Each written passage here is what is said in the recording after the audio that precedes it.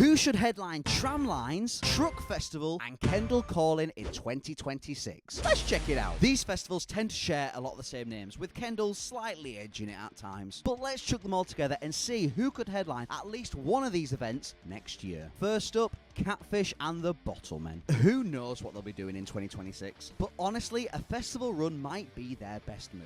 Their set list is basically built for a festival crowd anyway, and as long as they don't pull out last minute, then this could be a really good move for them. Two Door Cinema Club. Honestly, these are the quintessential indie rock festival band. Maybe too much of a safe pick, and they did only play Truck back in 2023, but they could easily go down well at any of the other two. Richard Ashcroft. He's been dipping in and out of the festival scene in recent years, and after being support for the Oasis reunion, he's had a bit of a resurgence again. I could easily see him do a Sunday night headline slot at one of these festivals. Duran Duran, bit of a curveball, but they would go down well. Trust me, everyone knows more Duran Duran songs than they realise, and their live shows are surprisingly brilliant. Foals, I'll be honest, I've never really been into them, and I'm not even 100% sure that they're still active right now, but if they are, then they could easily headline one of these festivals. James, maybe an underwhelming headliner for some, but his shows do seem to have a really good vibe. He's currently supporting Catfish and the Bottlemen, so maybe he'd be better as a sub-headliner. Either way, it wouldn't surprise me to see him show up at one of these events. Vampire Weekend, they've done a load of festivals this year and are doing Victorious in a few weeks, and fun fact, their Leeds Fest 2014 set still to this day goes down as one of my favourite sets that I've